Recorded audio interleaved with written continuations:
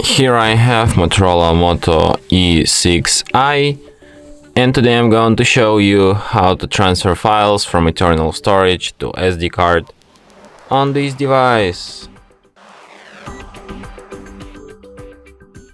So to do this, first we'll have to open Files application,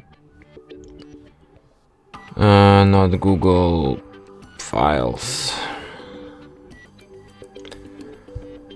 So you can transfer downloads, images, videos, audios, documents and others, and also apps. So let's transfer some image, for example this one and this one. Then tap on three dots here in the corner, select if you want to copy these images or if you want to move them. So let's copy and tap continue. Okay, then you will have to allow files access. Yeah, allow to SD card, allow.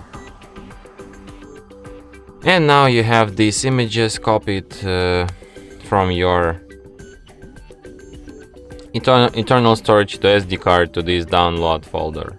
To download, you have one image into pictures, no, not pictures. And somewhere else you have another picture, but like, yeah. And that's it. Thanks for watching. If you find this tutorial useful, don't forget to hit that like button and subscribe to our channel.